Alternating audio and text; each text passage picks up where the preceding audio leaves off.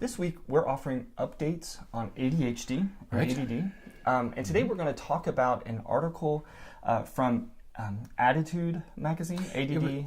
It was originally published in The Lancet. Right. Okay, but it appeared in the American publication. And we've talked before that when something's published in Lancet, it's usually high quality. Pretty reputable stuff. Right. Yeah. So the phenomenon is that we're observing a tendency for the youngest students at each grade level to have an increased likelihood of being diagnosed with ADHD. That's right. We've always suspected this. Right. You and I have talked about this many times. Oh, yeah. That two things are happening. There are two phenomena at work here. One is that in our country, because this study was done it's been done in many countries. Right. Okay, so that's the other thing that's important. It's not just in the United States. As the curriculum gets moved down, it challenges those younger kids in ways that we hadn't anticipated, or that many people hadn't anticipated. We always say that what we used to do in first grade, now kindergarten students are expected to do. And for the young kindergarten students, this is a special challenge, that they're rarely up for that challenge. They just don't seem to have the cognitive development to handle it. They might handle it in kindergarten, but by the time they get to second, third, and fourth grade, it begins to catch up with them. That's one problem. The other problem is many parents of young children all look really smart because of how the brain is developing at 3, 4, and 5. And parents are just overwhelmed with what they consider their children's unique intellectual abilities. And many parents will argue that they want their child to skip kindergarten or preschool and go to the next level. Or start early. Start early, start early. Unless you're a boy in Texas, then you start late because so you can play football. Right. So, but many parents who have made that decision, by the time their kids get to third and fourth grade, they would like to take that decision back because now things aren't working out, and the child isn't keeping up socially and physically and emotionally. And parents are advising others, don't do it. Just let your child go through the grades at the correct age. Okay.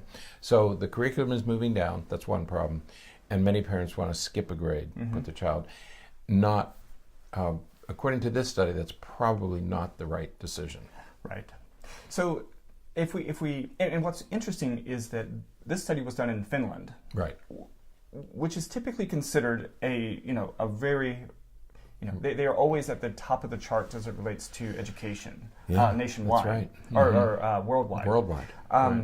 And so it's interesting that they have this observation as well. Right. And I think that it calls for some important considerations with what we're thinking about what ADHD is and how we're making some of these diagnoses and the expectations that we have. That's really an excellent point because in Finland, they don't push kids the way we do here. I mean, they have playtime and they let kids, move around, and they don't have near the curriculum demands or the assessment demands that we have in our country. We have, by contrast, we have a very high pressure educational system. They don't. Theirs is very lax and it's very relaxed. Right.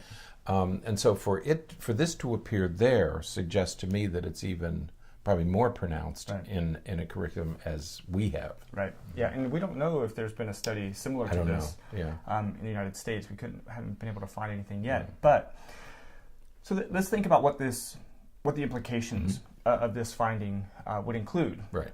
First, it suggests that the younger kids at any particular grade level are potentially different than the older kids. Right.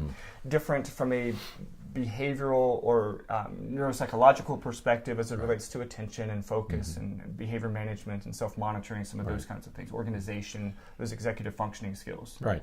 Yeah, these are brain-based functions, okay? And two things about it. Number one, you can't look inside the brain and tell which child is mature and which is maturing most slowly. Right. Russ Barkley, who's the acknowledged expert on this topic, always talks about neurobiological immaturity. And the brain has to develop on its own good time. Okay? Some brains develop very quickly, others develop more slowly.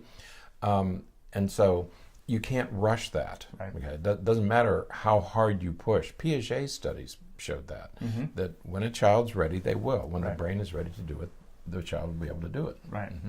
So the first implication is that there are perhaps some differences, and that does make sense, especially at the younger ages.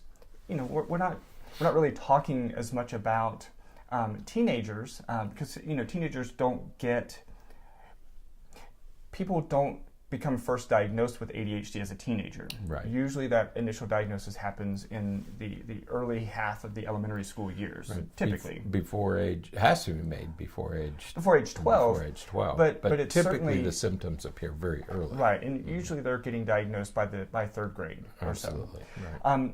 And so this recognizing that there is potentially this neuropsychological difference between the younger kids in the class versus the older kids in the class makes sense, because so much changes during those early years. Right. That's that first 8 years of life, 5 to 8 years of life, there's some pretty dynamic changes happening. It is the period of rapid brain growth. There's going to be another period during the teenage years, but this is a very rapid period of brain changes and brain growth, and but it's going to happen on its own timetable. Okay? Right. So in any particular class, you could have a group of kids that are separated by almost a year in That's age. Right. That's right. So some kids will be starting the school year as a 7-year-old, and another group of kids will be starting the school year as basically an 8-year-old. Right. If your that's a big difference. If your child is close to that cutoff, in our country it's September. Right. Okay. If your child is close to the cutoff, I would always opt waiting a year. Okay. Just take your time and wait a year. There are so many more advantages than to push them in early. And now here's data. I mean, we know anecdotally that kids are better able to handle things. They're more independent. They're better athletes because they're more physically developed. We made a joke earlier about the boys in Texas. When I first got to Texas, I was reading these articles about football players who were graduating from high school, but they were 19 and 20 years old. And when I asked about it, they said that fathers will hold their boys back and start them at 7 or 8 at school, because there's a big difference between a 20-year-old and an 18-year-old. Right. All you have to do is look at college players versus high school players.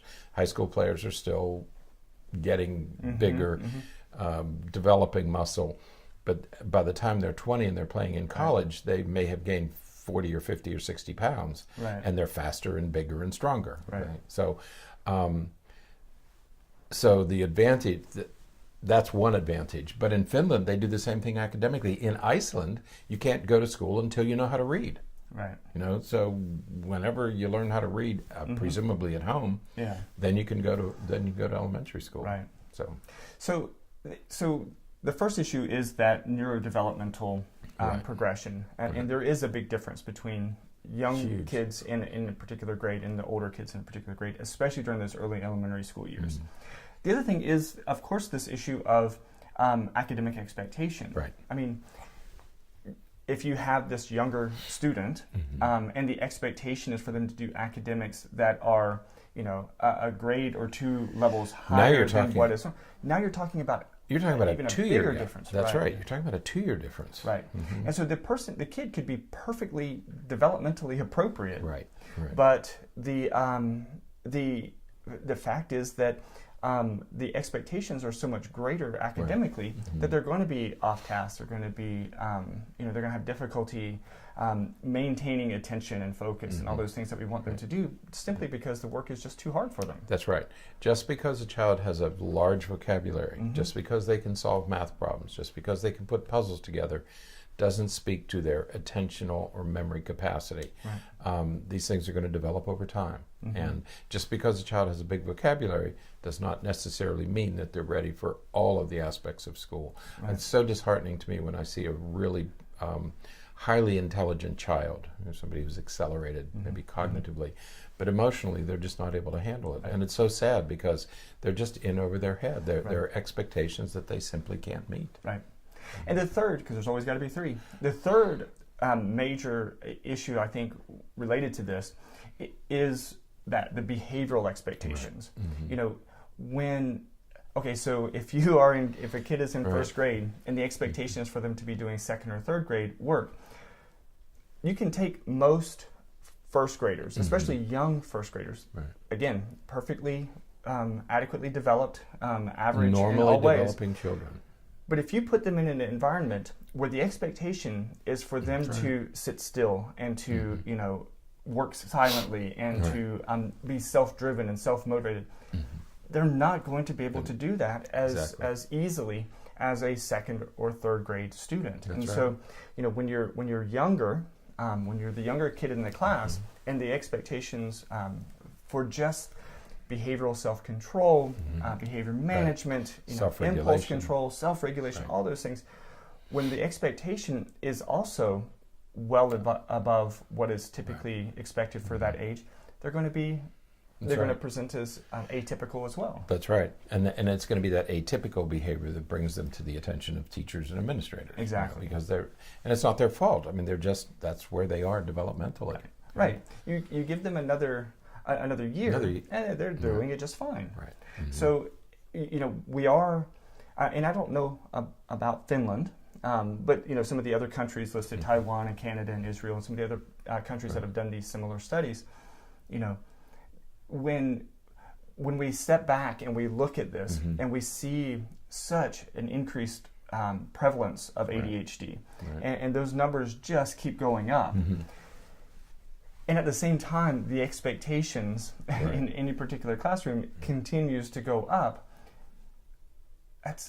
You would think that at some point somebody would step back and say, wait a minute, let's look at this. Yeah. Sure, it's correlational, but man, they mirror each other so well. That's right. There's no doubting that there's this correlation. That's right, and that's what they did. They did a correlational study. They took these, in Finland, the oldest child would be the ones born in January, and the youngest would be the ones born in December. In ours, it's September. The cutoff. But and so they looked at all these kids who were born in January and looked at their rates of ADHD, and then they looked at the kids born in December, and there was a significant difference. Yeah. So, and they also mentioned in the article that these differences continue into middle school and high school. Right. Okay, so it's not just elementary school.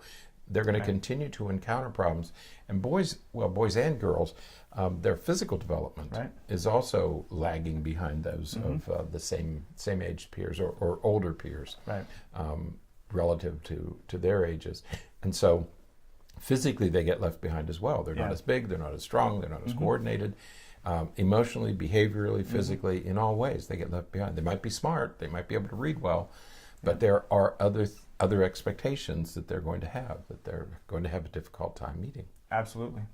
So, all right. Hold them back. My grandson was born in September, first week of September 6th.